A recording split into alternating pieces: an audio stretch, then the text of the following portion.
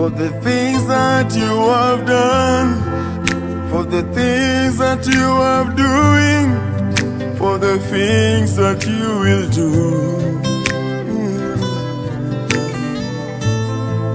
For the things that you have done, for the things that you are doing, for the things that you will do. I will praise you. I will praise you. I will praise you. I will praise you. For the things that you have done, for the things that you are doing, for the things that you will do.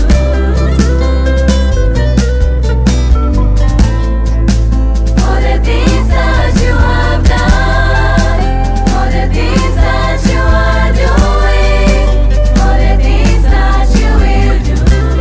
I will praise you.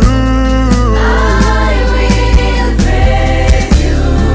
I will praise you.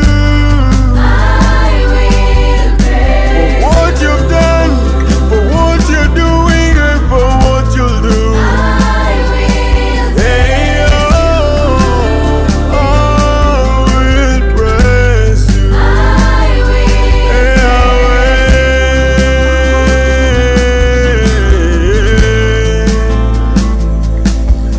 I will lift my voice and my hands to you. I will praise you, for you are my God, the Alpha and Omega.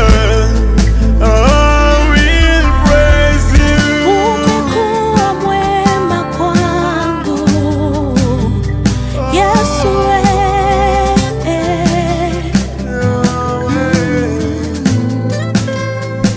kama sio wewe, ningelikuwa wapi mimi? Yesu ndiyo maana nakuimbia, ndiyo maana nakusifu, ndiyo maana nakuinua. Yesu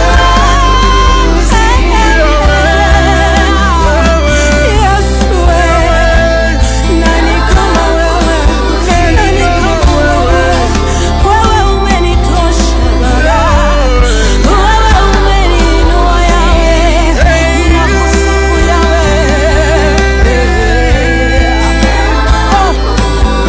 Hakuna mwingine kama wewe Bwana, ninakusifu Jehova, hakuna wa kulinganishwa nawe.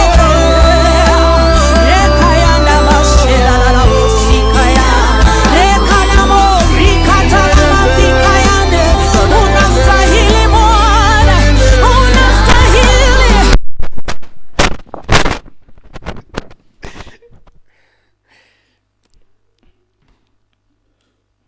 Hello, good evening, good evening.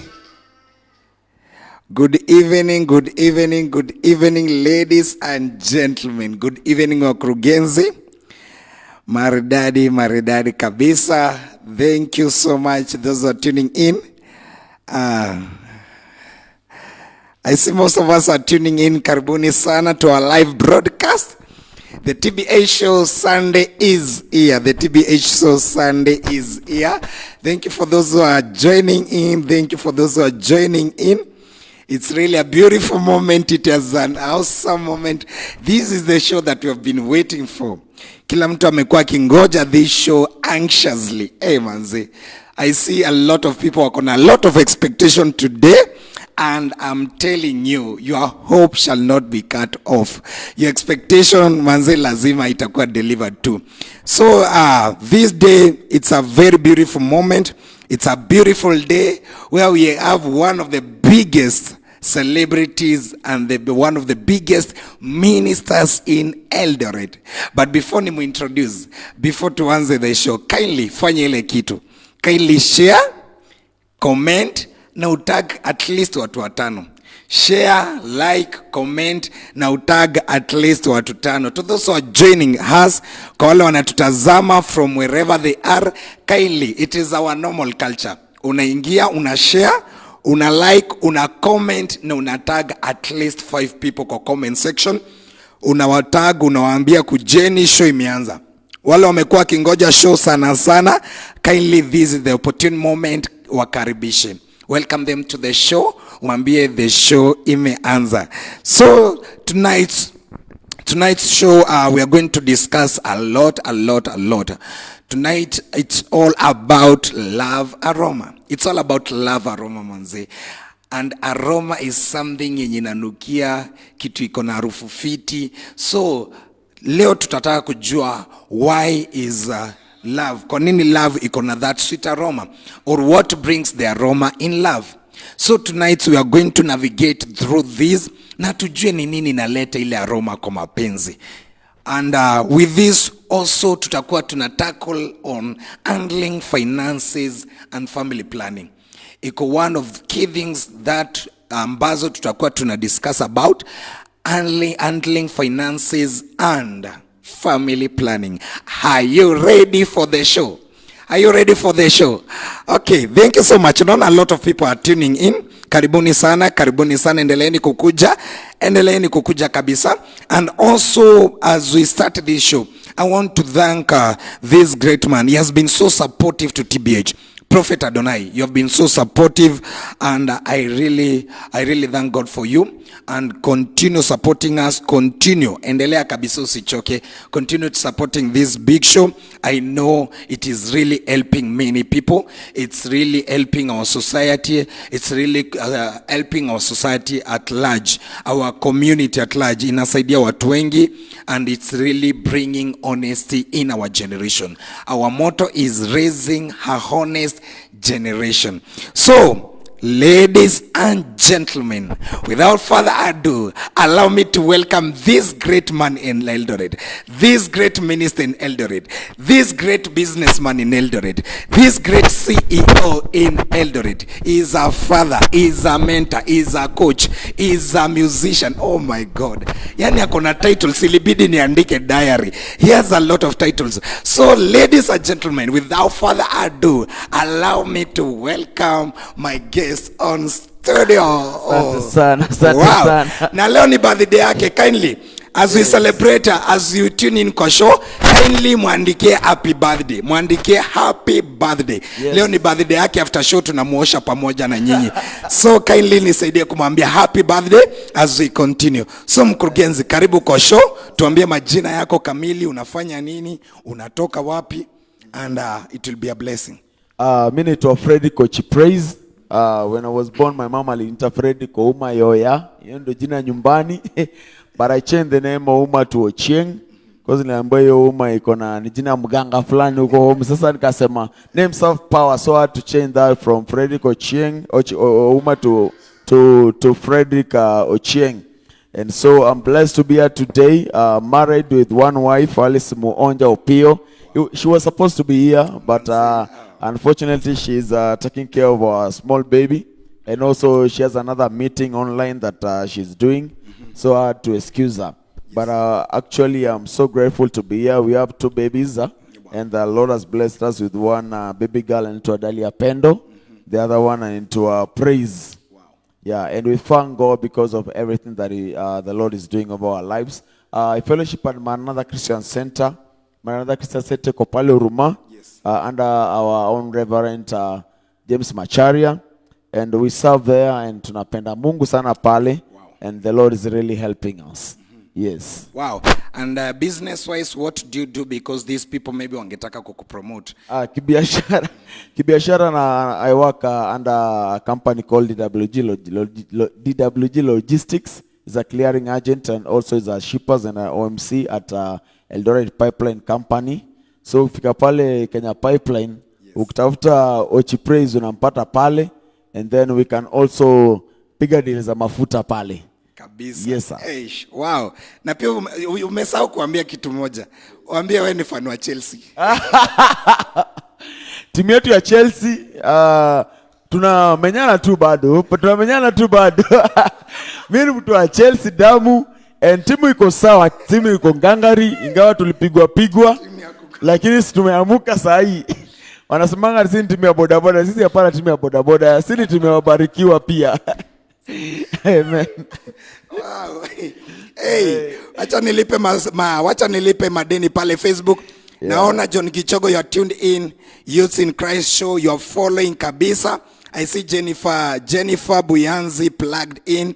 I see Jedrian, you are tuned in. Miguel anasema tuko online tukifuatilia, mbarikiwe sana. I see Joyce Macharia ko pale. Naona Joyce Macharia is that's my elder sister. Wow, I mpige ka shout out. Joyce Macharia, nakupenda sana. Unajua ni mtu wa maana sana. She's my elder sister. Actually, she's the firstborn, the daughter to our Reverend James Macharia. Wow. So yeye ni wa baraka sana. Na leo ameniosha sana. Leo amepanga wakaniosha sana huko. But tunawapenda sana. Najua mmetune in mkiwa hapo nyumbani, kina Pasi, kina Mam, hiyo group yote, kina Tash. Ukiambia Tash nimemsalamia sana, asione mbona hukunisalamia na ulikuwa online. And all of you guys and the entire family, we love you so much. Yes. Wow. Naona John Kichoga anasema I got a great expectation watching from Mwembe Tayari Mombasa. Watu wa Mombasani jameni. Smart Ezron, Papa Smart ako ndani. Wow. I see Roda anasema tuko hapa. I see Kendidhuri anasema nimefika Meru County well represented. I see Sami Otieto watching. I see Awood Gop is watching. I see Eric Aluda from Madagascar. Hey, the only man from the farthest corner. Ndo mkurugenzi. Sijui kama nili hatuwezi connect, atuambia anafanya nini. Anasema I'm well represented. Love you hubby. Yes. He is my aroma. Sijui kama nimeitoa vile inaslap. Actually yes, umetoa, lakini sisi tunatoa vizuri sana. Actually, she's the best person I ever experienced. Rather than being a wife, you are a friend. You are the best person actually. Na mimi nasema kama kuna mtu anaenda mbinguni, ni mke wangu ndiye ataenda mbinguni kabla hata mimi naweza pambana na Mungu kwa hiyo mlango ndio tuingie. But my wife is someone mwenye najuanga huyu anaenda heaven because she has a good heart. She's very concerned about the things of God, and she's living the life that God wants her to live. So I love you, baby. I know you are watching. I know you are up and down with the other ministry work, but I love you. You are so important in this life, and you are so important in ministry. Uishi milele. Wow. Hey, Morina Cheng, your best fan, anasema tuko ndani. Hauta anasema ndio huyu mimi, happy birthday. Hoji Helim anasema happy birthday Ochi. Michelle Misho anasema tuned in, happy birthday. Kuna Apostle anaitwa Apostle Mapesa. Jerry Mapesa, all the way from Mumias. From Mumias. Anasema ako tuned in kabisa. So continue sharing your comment. Endelea kurusha comment yako pale. And there's Jimmy Janice, yes. Oginga. Anasema hello guys. Na Daniel Kiprugut anasema hello my people. Kindly endelea kutag 5 people. Continue tagging for me. Endelea kunipea tags tafadhali. Endelea kunipea shares. Give me shares tafadhali. Endelea kunisaidia kutag those people, na itakuwa ya muhimu sana. So Ochi Praise. Yes sir. Time uliona love aroma. Na leo umeniweka kwa kona ndio nisiulize maswali mingi. So the moment ulisikia about love aroma, ni nini ilikuja kwa kichwa chako? When I heard about love aroma, I heard about it's a love thing, a scenario of love, malavidavi, and I knew it's about anything that spices the love itself, anything that makes the love itself to be so sweet and unique.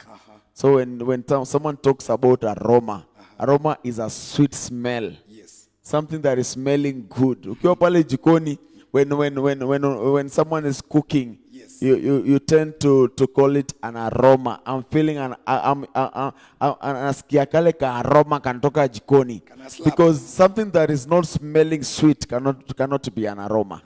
As long as this thing is smelling sweet, it becomes an aroma. So when I heard about the aroma thing, I understand the fact that this is something sweet. Yes. So Ochi Praise, because hey, sijui tutakupiga fine gani because maswali mingi hapa tulifaa tuulize mama. Okay, but maybe to start off, how long have you been married, and muliohana lini, and how has been the journey so far? My story is kind of so long, yeah. Yes. Because I did my wedding on that was 2015. Yes. 2015, and just here in Eldoret. And 5 years down the line, my marriage never worked. That's why I said my story is totally different from the views of different people, depending with how they are viewing the story itself. Yes. It never worked. And when something never worked, you call it a past thing. Something that has not worked, something that has not made sense in one way or the other. The same marriage. Not the same marriage. I had the first wedding. I did a wedding. That was 2015. But after 5 years, it never worked out. Yes. So when it never worked out, we tried everything that we could as men. And we also prayed over it and told God, what do we do? But actually, at the end of the day, it reaches a point whereby the tree has to cut off sometimes. And so this never worked out. But we thank God. I had to go through a process of having a lot in my mind. Yes. I had to undergo issues of depression. I had to undergo issues of even killing myself. I was so stressed up in life, and I almost gave up in life. Yeah. But sometimes you realize that some things will not happen the way you expect them to happen. Sure. But God also has a way of doing things. We men, we have our own mindset of doing things, but also God has his own way of doing things. Yes. So when this never worked, I realized that it is not the end of life. Yeah. Yes. Sometimes there are a lot of breakup in life. It cannot only be marriage.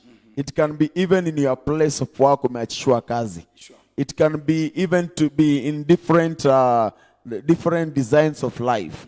You can be even dating someone and it has not worked. Sure. And sometimes you can be depressed because sometimes the breakups will come anytime. You never know when the roof will fall. Kabisa. But actually, when I realized this thing is not working out, after undergoing all of these pressures in life, I realized that sometimes when a tree is cut off, the root will still be there under the ground, and the root will still come forth again, and the tree can germinate again. And so from that point, nikapiga hesabu nikona. So there are some brothers who encouraged me. There are some people who are there for me. And that's why it's very important to know the kind of people you walk with, the kind of people you relate with. Because many people told me like, wewe, also wengi walinichekelea, unaelewa? But kuna wale waliniambia, bro, it happens. If it has not worked out, it doesn't mean that it will not work out. Yeah? And from that point, God akanisaidia so that I can rise up again. To begin again. So in the last two years, I think it's 2.5 years, I had to remarry again. Because it was not the end of life. Yes. I told myself, like, if I failed, that does not mean that I'm a failure. But failing is an institution of learning that you can still rise up again. Yes. And conquer the failed thing that you fail about. When you fail, you can rise up again and make corrections on where you've fallen at. Yes. Because even the Bible says the righteous man falls down 7 times. But this righteous man who fell, he can still rise up again from where he fell at and make some changes about life and come up again. So I came up again. And the reason why there's a book I've done called A Second Chance. I put myself back together again, and then I came to my second chance. And so where I was 5 years ago is not where I am today. There's a lot of tremendous change, and there are things that have worked positively. And so it has helped me to realize that even if you've fallen, there's a second chance. And God is so faithful. The Bible says in Ecclesiastes that he gives us time and chance over and over again. So I got my second chance and I married this great woman. I treasure her because she's very important. She has a story. Angekuwa hapa kupigia story. But we thank God because actually that is who I am. 2.5 years I've been in marriage, and God has blessed us with a baby boy in this recent marriage. And we Okay, thank God. if you allow me to ask this, okay, what was the major cause maybe for the failure of the first marriage? Actually, one of the things that I usually say, when people ask me such a question, what was the reason? Yes. Sometimes I told them the reason is me and my ex-wife. I don't say specific thing, you've messed, you failed me. I don't blame people. I say because the marriage is an institution of two people. Sure. So when that marriage has never worked, or when that marriage does not work, is the problem is not one person. Yes. It was the two of you that were involved on it. So the problem is what really happened is we failed. Yeah? Yes. To make it happen. That is what happened. Okay. Yes, sir. Okay. Now maybe before making the decision, maybe I could move on to the next marriage. What did you learn? What lessons did you learn? Do at least zikuweke ile saika in the next marriage I will manage it. One thing that I learned that marriage is two people. Yes. Not three. I learned that marriage is between two people. Two people who have come in a point of agreement and have agreed to work together. That is one thing that I learned. I learned that people have different experiences in their marriages, including those we call our mentors in marriage. They have their own experience. Your experience in your marriage is not my experience. I have a different experience in marriage, and someone else has a different experience in marriage. So I realized that it's two people to make marriage work. If it doesn't work, it's a problem of the two people.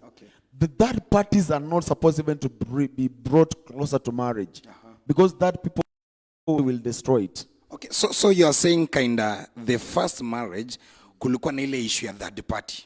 Actually, that parties they are there. Those people we call friends. Yes. You know, not all friends are your friends. Kabisa. There are people who are close to you that are not your friend.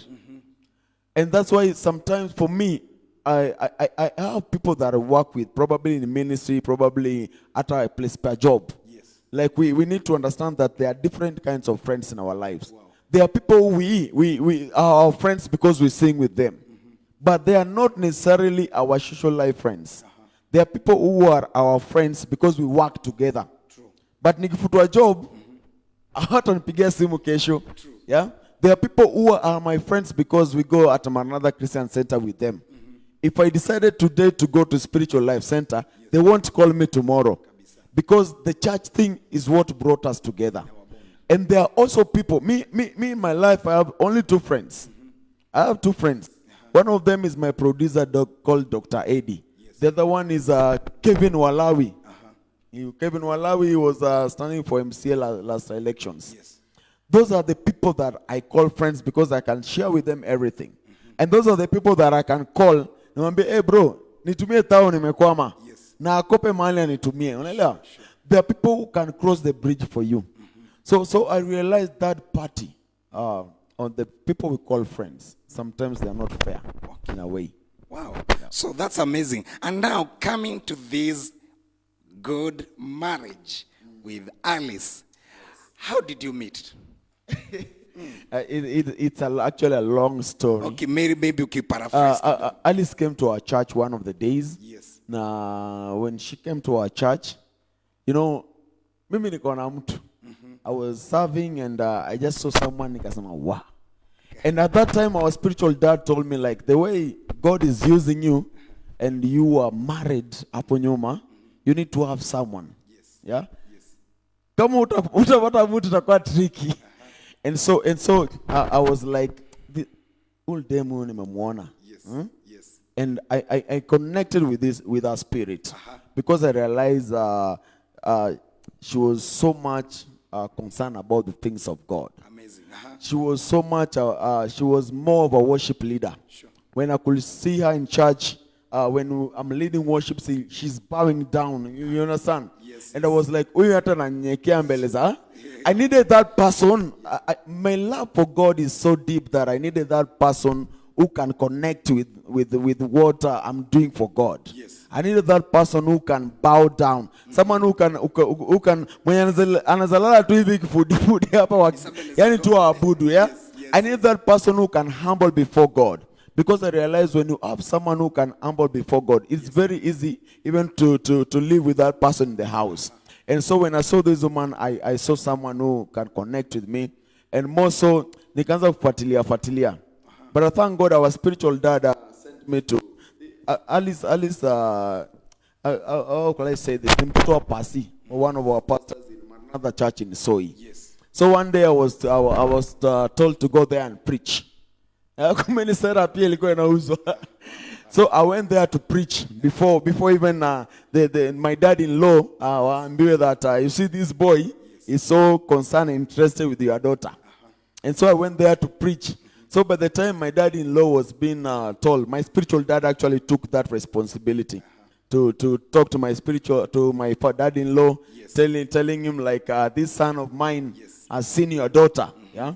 And so after that tukaconnectisha hizo mawaya zikaingiana vizuri, and then ikabidi niambiwe niaje sasa utembe huko kwa my in-laws huko uombe mtu. And I was very happy because first of all I had the support of the church. The church supported everything that I was doing at that time. Okay, na maybe nikiuliza ni nini ilikuconvince that manzi lazima iwaka? I had a different conviction. You see, when I was marrying in 2015, Yes. I was doing it out of a boys thing.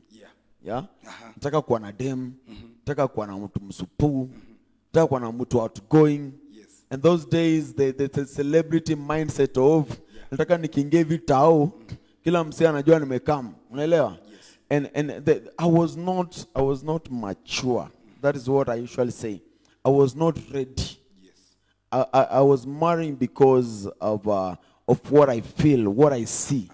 But in my mindset, I was not focused like this thing is what I'm going for. Wow. So I was marrying because my friends were marrying. I was marrying because kuna bash ya harusi. I was marrying because wanauliza nani anashika maua, unaelewa? I was doing it out of pressure. But in real sense, I realized that I was not even ready at that time. Okay. Yeah. Na maybe this now Alice. Did Alice ulimuintroduce kwa story yako ya nyuma hapo ama alikuwa anajua everything? No, actually she had to know everything. She had to know where I'm coming from.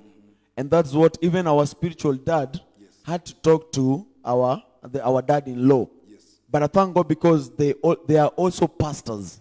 Yeah. So they had to talk on the pastoral way of viewing things. Yes. And so I had to discuss and I had to tell my wife, niaje, mimi nilikuanga hivi. Yes. Hapa ndo kalianzia. This is how we went throughout this journey. I had to take her to the beginning of the journey. Then to where I've reached. Wow. And I have to ask her now, umesikia story yangu. Sasa utaishi no boy. Okay. But I thank God because of the answer that she gave. Alisema mali story yangu nimeanza kumpigia mpaka mali nimefika. Yes. Yeye akachukulia hapo in prayer. Yes. Akaona mali naenda. Aish. And Barikiwa sana. and so yeye vile aliona mali naenda akaona umsee in 5 years alikuwa hivi. Aoni history. Nikimpiga hii 5 years zingine huyu jamaa na whatever he's doing with the mind of God. Wow. Akona this person kuna place anaenda. So encourage every lady as a judge was say from their past. Yeah, actually don't judge. No one lives in the past. When don't judge, ni kama unaambia msee aendeshe gari na rivers. Yes. Yeah, people grow. Yeah. People grow from childish. Wanakuja place fulani, wanaanza like my son now. Yes. Sasa anatoa meno. Yes. Anatoa meno. Nampeanga vitu zingine anauma kama raba. Yeah. Inaitwa matita. Yes. It reaches a time anataka kuuma hiyo kitu, anataka pewe ugali, anze kula ugali. People grow. Sure. As long as this person ameonyesha positivity in growing. Okay. Allow this person to grow. Do not judge him from what he did yesterday. Yes. Just allow this person to grow. Na wewe mwenyewe pia, if you are so much focused on this person, Yes. give him chance to grow. Okay, and maybe before tuende break, I would like utueleze ni kitu gani umeidentify chenye kina affect most of the celebrities. Ni nini ina affect most of the celebrities? Because we have seen that most of the celebrities wako na ile attitude kind yani kila mtu anataka kukuwa associated na wao. Kila mtu anataka kukuwa associated na celeb. Kila mtu anataka kupata kampani ya Ochi. In fact hata nikuchekeshe kidogo. Time tulipost your poster, kila mtu alikuwa anauliza is it ni ukweli hayuko soko. Kila mtu alikuwa hata leo nimepost kwa picha yako ya birthday. Kila mtu I saw 3 ladies. Uyako soko. Anamkainda okay, ashaenda na atakuja kutuelezea. So hebu tuelezee ni nini ambacho umeona kimekuwa kikiaffect most of the celebrities, na ni wapi most of the celebrities wanaangukia without their knowledge? What happened is this, Especially in marriage and relationship. People tend to forget. Yes. The person you are seeing there at the showbiz is not the real person. Yeah? Yes. That is a showbiz. That is not that real person. The real person or the real person is when that door is closed. Na ameingia kwake. Yes. Now that is the real person. There's a story of this guy called Naaman. Naaman was a army commander. Yes. Alikuwa army chief. Alikuwa kama president. Akisema amesema. Akisema tunashoot huku. Watu wanashoot huku. Akisema leo tuko hivi maham. It was like a army commander in the field in public. But in private, alikuwa na leprosy. Unaelewa? Now, people tend to think like, huyo mse unamwona kwa TV, unasema ni huyo mse. That is not that real person. That person is when ako kwa hao. The only person who can know that I'm born again is my wife. Unaelewa? Not even my spiritual father. My spiritual father will tend to see me ministering. But the person that really knows that I'm going to heaven is the person that sees me in my private. Person who understands me in my privacy. Ule mse mwenye anaweza simama attest, the reason why nimekwambia like my wife anakuja, naweza kuja nikwambie my wife anaenda mbinguni. Kwa nini? Because I've seen her in the private. So most of the people tend to see these guys doing showbiz, singing, wanapatikana kwa TV pale, wako pale kwa radio, and then wanasahau that tu msee ini showbiz tu. Pengine tu ni ministry tu ana minister pale kando. And wengi wao wanasahau, like sana mafans. Hao wanatujupishanga ambao like tumemwona kwa TV, hey. That is not that person. Now you really need to know this real person. Like for me, in my ears, I've nimependanga sana Rafton, yeah, because I spent one night kwa Rafton, when Rafton had not married Crystal, and I saw how Rafton was doing his things, and I also spent some time with these celebs, and I saw how they are doing their things, and nikarudi hivi nikasema mimi mse convinced to do Rafton. Kwa nini? Because I saw these people, their lives in private, and I saw their lives in public. So I can be able to relate with these people. I know them. I know nini wanafanyanga usiku na nini wanafanyanga mchana. Okay, yes. and maybe nikiuliza, as your wife suffered this insecurity issue, ile kind Ochi bana ako celebrated. Okay, na pia wewe tunataka utuambie maybe kama umepatana na madrama za watu tu wanakutaka changovu, as your wife faced these insecurity issues because anaona Ochi bana vile ako celebrated, manze itabidi tu yani ni pull up. I think the most important thing is the openness factor. Yes. Yeah. How open am I with my wife? How does my wife know me? Yes. Does my wife trust me? Naona. Yes. When nikitoka hapa nikisema nenda show Nairobi. Yes. Will my wife be comfortable that Ochi anafanya tu show? Yes. Ochi agenda story zake. How much has she trusted me? Yes. And so I realized the level of trust matters a lot. Wow. She will only be comfortable in that house, up home, Yes. when she has grown in the trust thing. And if the trust thing has not grown, she will never understand that I've gone for ministry. The number one aspect that me wananga sana is the trust thing, openness. If I'm open with my wife when we are two of us, he will trust me when I'm going out to minister to over 1,000 people, over 2,000 people. Wow. Na maybe ushaimaliza show and kila mtu anataka kukimbilia anataka your number and then baadaye wameslide kwa DM mbaya sana. Kitambo tulikuwa na hiyo tabia. Actually I was doing school ministry whereby unamaliza school ministry, if student anakuletea Bible, unapiga autograph, na unaandika namba yako ya simu.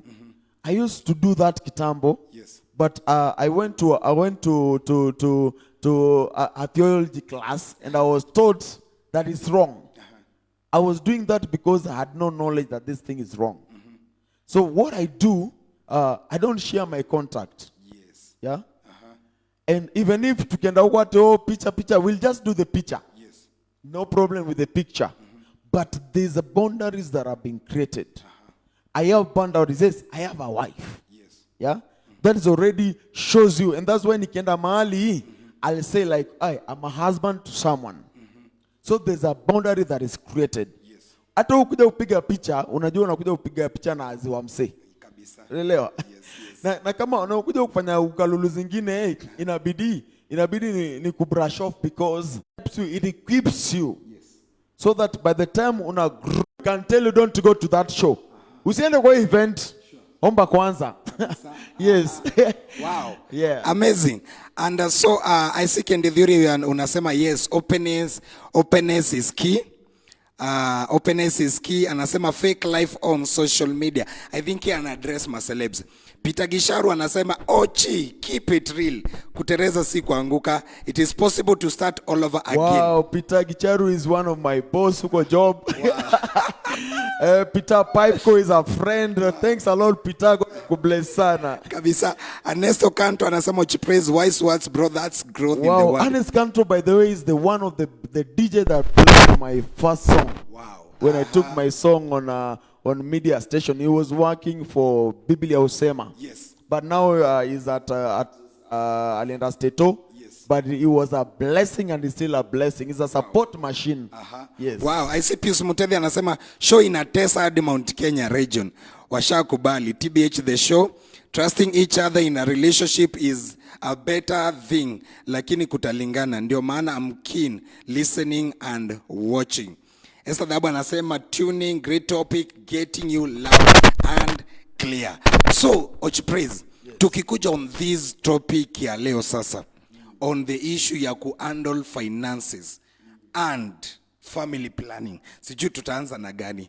Okay, tuanze na family planning. How do you understand family planning? According to your understanding, family planning ni nini? Hey, my wife angekuwa hapa jibio swali. Family planning, my own mindset is how you have planned your family. How many children you want to have? Yeah. Yes. How you want to have them have a plot somewhere, wajenge mahali. Wanataka kupeleka shule wapi? Those kind of things. Understand you in the plan set your family. Where you want them to school? How many children do you want to have? Where do you want to land for them to have a place? Yes. And all that. I guess that is the entire family planning thing. Okay, and maybe nikiuliza, is it before uoe ama after umeoa tu ndio you need to do? When is it wise to do the family planning thing? You know the decision of when the decision of family planning, there are things you can do before you get your better half. And there are things you can do after your better half has come to the play. Yes. So in this scenario, your better half, there are decisions I can make when I'm a single man. I'm a single boy. Yes. There are decisions I can make. But when the wife comes in, you see, wives wana wisdom. Sana. They help us. When a wife comes in, Bible inasema that we cling from our parents and then we join together. We become a family. We build another different generation. Sure. So when my wife comes in, Bible inasema two are better than one. Yes. So we come with one mind. Tunakaa meza moja tunaanza kujiuliza hiyo maswali. Yes. Now we are here. We are married because of love. Yes. Now we want to start a generation. Yes. Because by the time I'm getting my wife on board, I'm figuring out now we'll have to have a season together. We come up with ideas. So I believe most of these things, you can have them in mind when entering to marriage, but they are point of executing them. Actually, before you get to marriage, there's a counseling and all that. In the process of courting and dating and relating, that's when you begin even building this thing together. Okay. And nataka unieleze, because we have seen this pressure. Praise akiwa celeb. Kuna mali haezi ishi. Kuna life haezi penda kuishi. As a celeb. And so in this scenario, ujipata whereby, because we have seen this issue with many celebrities, uprising celebrities, whereby they want to match their status. They want to match their lifestyle. And maybe according to the situation, mfuko iwakubali vile. You see, what happens when somebody tries to force or fake a lifestyle in order to plan the family? Yeah, I understand. That has really brought some people down in a way. Yeah, I was born in Eldoret, a place called Uruma. Yeah, Uruma ndio home. Yes. So pale Uruma ndio nilelewa pale. Our parents they had hizo nyumba za one single room. Yes. So we are three kids in one room, and then your room ndio tena jikoni, right? Alafu napata my dad na mama wako na bedroom yao kwa the other room. Na yote tena ndio room ya wageni. Unaelewa? Because my dad angepata tu mshahara based on whatever we are accumulating for the month. There's no way I can go to stay in a house of 10K and I'm being paid the same 10K.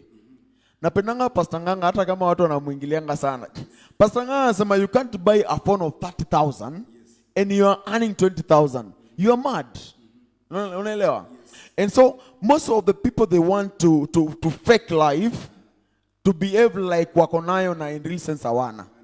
Some of us is not that tuko nayo. Sisi ni grace ya God imetupiga tu kofi. And we are surveying by the grace of God, but we are living on our limit. I know I can afford this much every month, and this is what I'm working towards. So hiyo time yenye unataka kuishi maisha yenye uwezi manage, please wachana na hiyo kitu. Itakupiga pressure, utakufa bure. If you are able to kuishi kwa nyumba 2K, please just live on your means, not beyond your means. Okay, yes. Pitson alisema si lazima uendeshe magari ya kifahari ndio mziki ushike. That kind of lifestyle now. Yes. Nisaidie ku address the upcoming celebrities. Actually, because wanataka kukua so much extravagant, ndio video itokeleze. No, the video is not about the Porsche cars we shoot the video with. Yes. The video is not about shooting it with kwa hiyo nyumba sijui nakaje. The video is the message.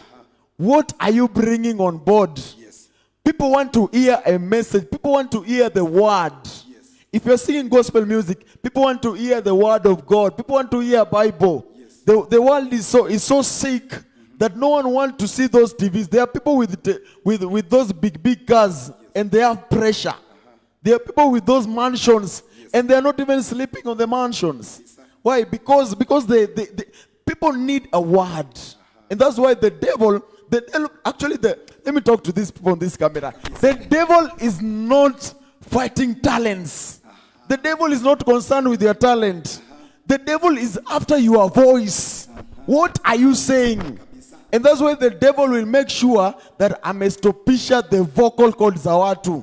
Akijua tu huyu msee akisimama pale Huruma ground na kuna mass following. The mass following will not follow your talent. They will follow your voice. Something that you will tell them that will hit their hearts. That is what they are looking for. Because the world is ailing. Actually, the world is totally ailing.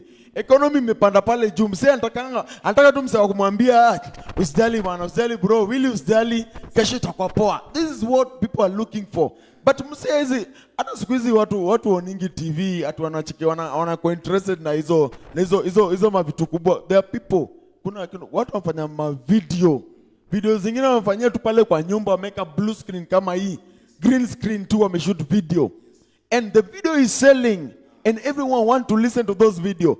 It is not how expensive you do it. It is how standard and legit the words are in the song. That is what important in the song. Yes. Pastor Ochi ameingia kwa ofisi. Hey, so there is this issue ya watoi, planning finances and family planning. Hatuna uwezo. Hatuna ile kiwango ya pesa, hatuna ile mshande tu yenye inatusaidia kusustain this kind of lifestyle ama kupata more children. What will happen the moment husband na wife wako na fight between ni watoi wangapi wanataka kupata? The man anataka watano, bibi anataka tu wawili, because the man akiangalia mfuko manzi ni kama tutaweza kusustain watoto wengi. So what's your point on that? Ama uta help aje kutusaidia kujua issue ya watoi? How many children should you have? How should you budget for your children? You see, there are scenarios whereby there are scenarios. There are scenario whereby there are other men who are very careless. Yes. They believe that because their father had 5 children, Yes. they need to have also 5 children. Because their forefathers are 10 children, Yes. they need to have 10 children. And sometimes that's why I said women sometimes are very wise.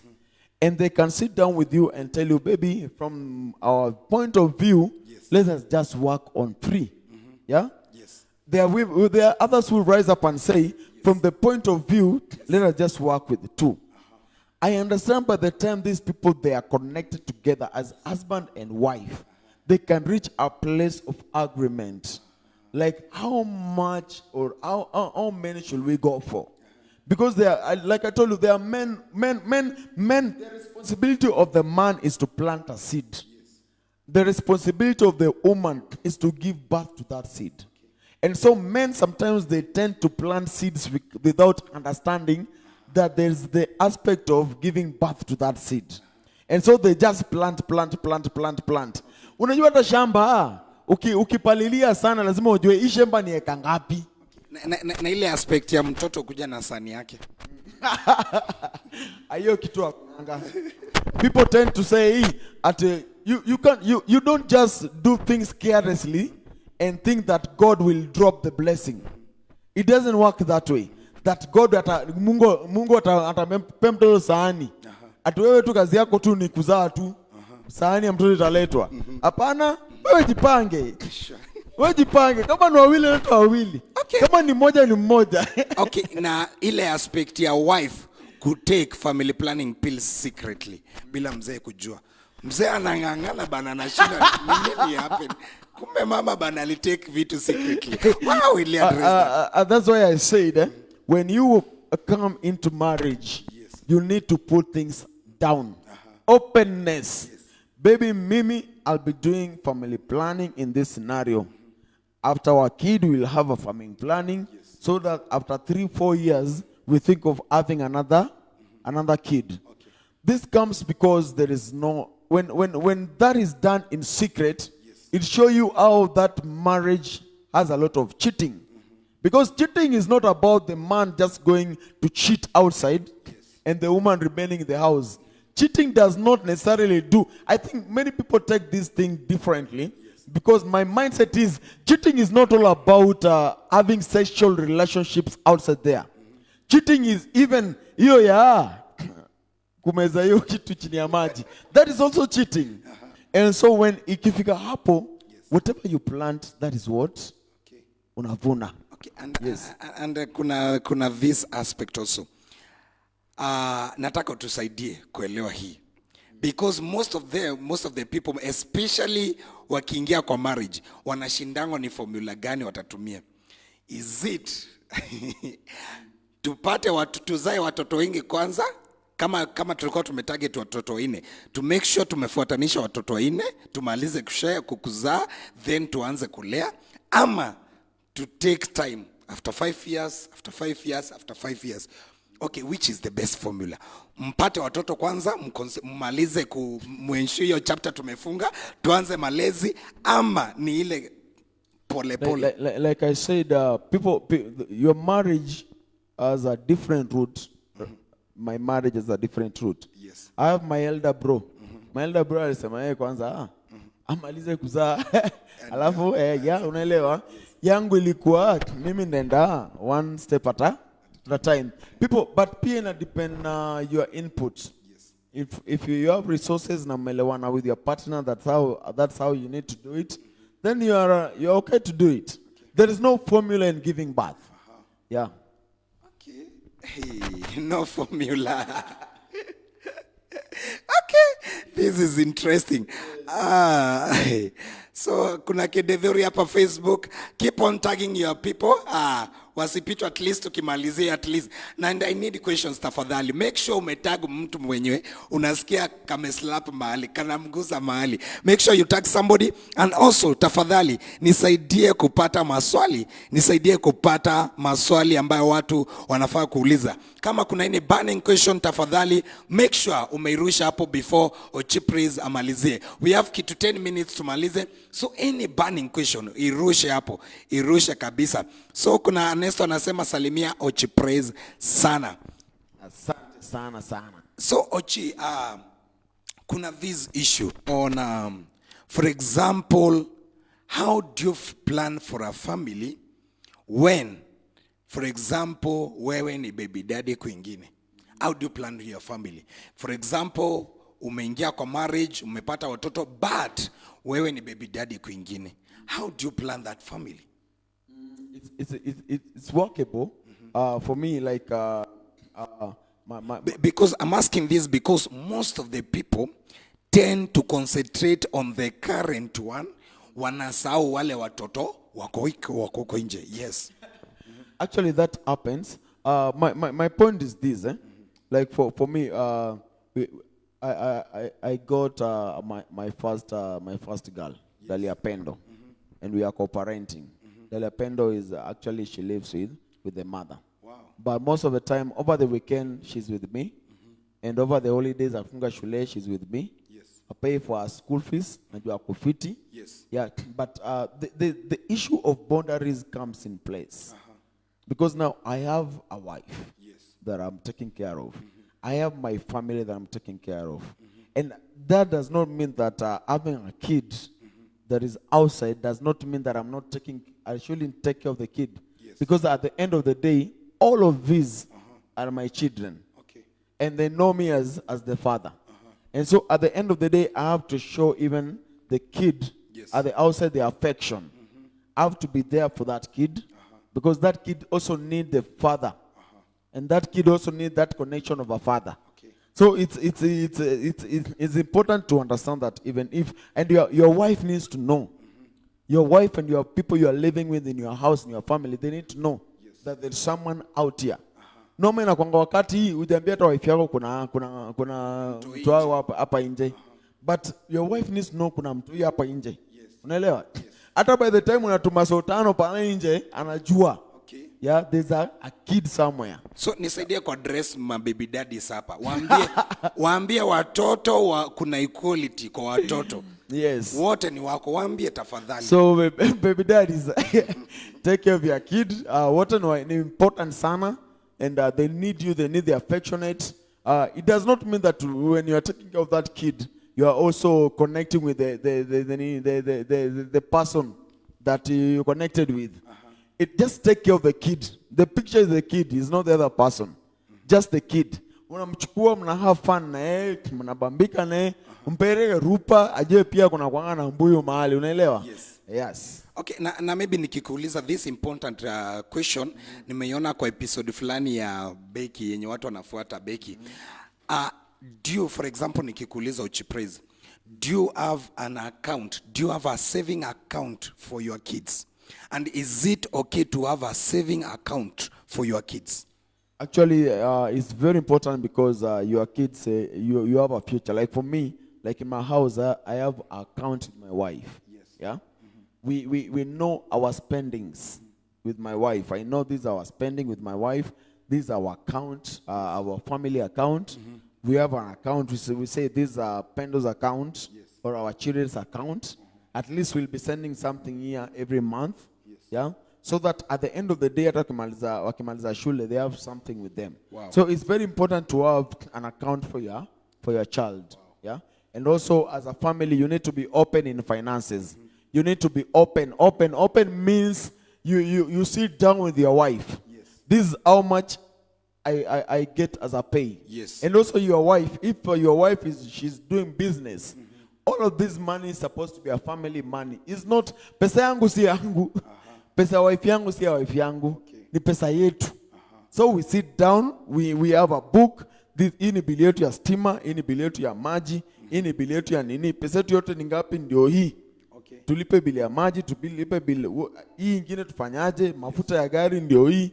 Yeah, this is how much we pay rent. This is what we are saving for the land. This is what we are saving for the building of the house. This is what we are saving for the school fees. Yes. This is for food. This is for shopping. Yes. Kuna shopping, kuna supermarket siku hizi za unapiga shopping ya wholesale. Ukipiga kwa mwezi urudi tena. Okay. Mwezi naisha. You manage your finances and then you have something small like it tunaenda nayo out. So because as long as you are married, imanishi that sasa mtaendanga out mkunywa hata soda. Kabisa. Hii mnaenda hata retreat, mnakaa retreat ya 2 days mnarudi. Unaelewa? At least to spice that love. And though it helps you, you have paid the bills, you have saved, you have enjoyed yourself with your family, and then at the end of the day, and that's why I thank God kuna mse mwingine niliwahi mtisha siku fulani. Yes. Akaniambia niaje, I have to talk with my nini Wife. towards it. I have to talk to my wife. Because my money is not my money. It's our My money. money is our money. There's another person in the money. Okay. And this last question. Yes, sir. About family planning. Yes. Kindly, because tumepata wazazi wengine wanapata this issue. Yes. Mko kwa bed sitter, mmepata mtoto. But mjajiprepare vile mtaama na mtoto anaendelea kugrow.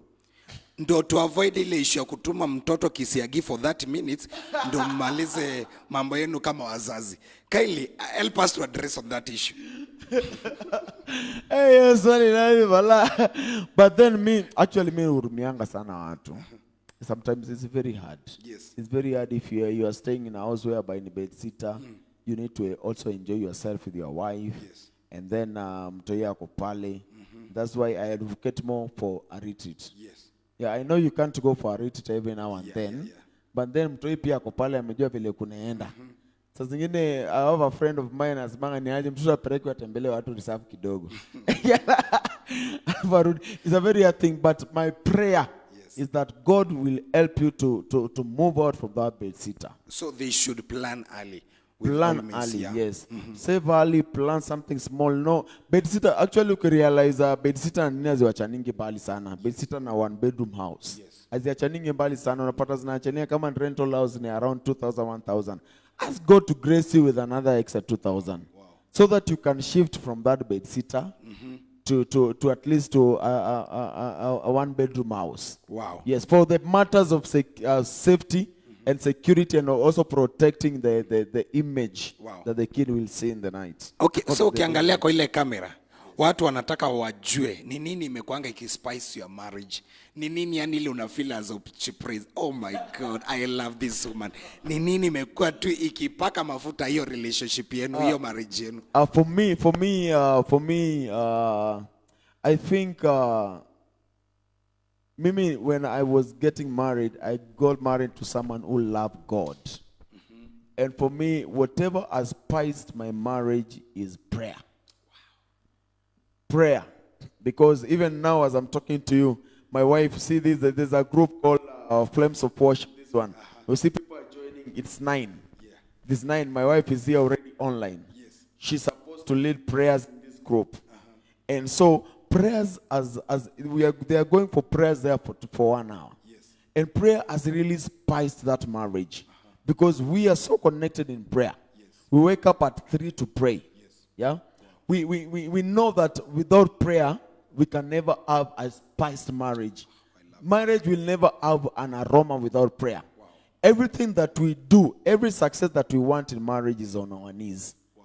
And so at the end of the day, we push so much in prayer because we know when we pray, Yes. the sweetness of the marriage will come on board. Wow. So it's just prayer. Wow. So on our quick trivia, are you ready for the 10 sweet questions? Yes, sir. Okay. What is your childhood nickname? My childhood nickname is Uchi. Uchi. My spiritual fathers, they call me Uchi because they saw me when I was born. Uchi, Uchi, Uchi.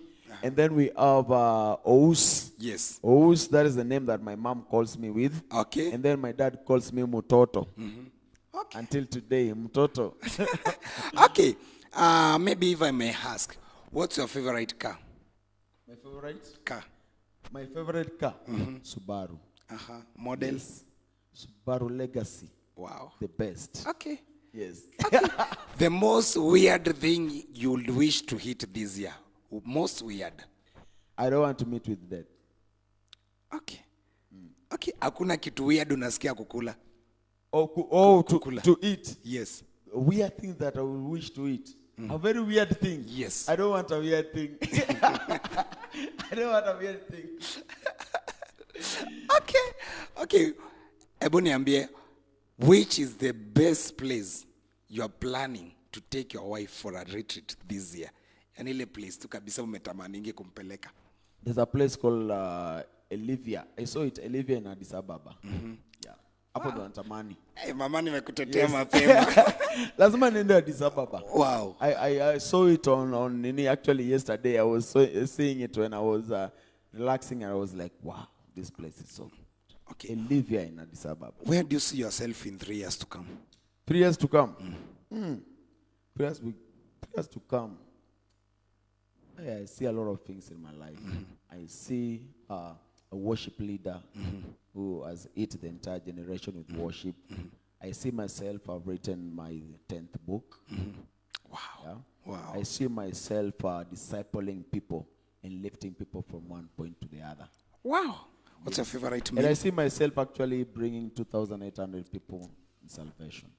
Oh, that's amazing. Super Yeah, fine. that is our nini for our church. Okay, what's your favorite meal? My favorite meal? Nyama na rice. Wow. Amazing, amazing. Yes, nyama na rice. Yes, that's my favorite meal. Wow, that's amazing. So, Ochi, thank you. Thank you so much.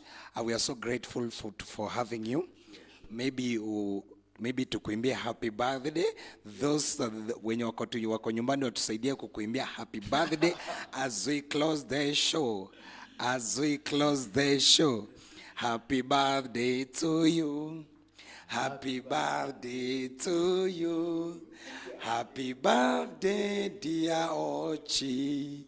Happy birthday to you.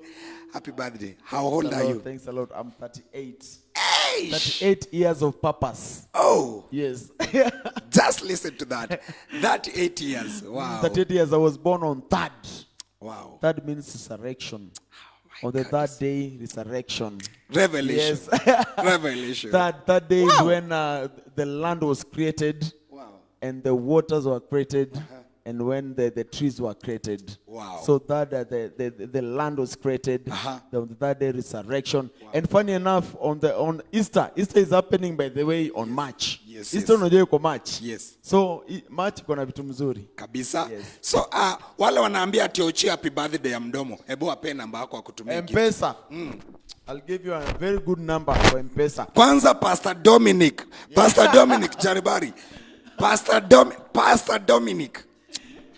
My M-Pesa number is 0721 70 2352. 0721 70 2352. Hiyo tu ni M-Pesa. Kitu ingine ita block, lakini M-Pesa itaingia. Iko allowed kukuja. Yes. Wow, thank you so much our dear viewers. Those who have been watching. Wale ambao wamelearn a lot, I hope and I know we have really learned a lot. And thank you so much, Ochi, for coming to TBH Show. And thanks a lot. You have been a great blessing to our people this night. To our viewers in Kenya, outside Kenya, we really love you. We celebrate you a lot. And if you wish to partner with us, if you wish to support us, our number is there, our till number is there, our pay bill number iko hapo. If at all you want to support us, to partner with us, our number iko hapo. Ukitutumia anything as TBH team, we will appreciate a lot. Ukitutumia any support there, itafika TBH na itafanya ministry. This is a ministry. Amen. Itafanya ministry na itakuwa ya baraka. So we celebrate you until next Sunday. We are Dominic. tuko naye kwa show Sunday. Oh, Yeah, that's nice. it will be amazing and it will be more and more sweet. So meet you on Sunday, same place, same time. I've been your host, Willy Mutwiri. Lala ukicheka. Huu mwaka ndo mwaka kufosi, yani mtake msitake, huu mwaka mtanita bosi. Oya, siete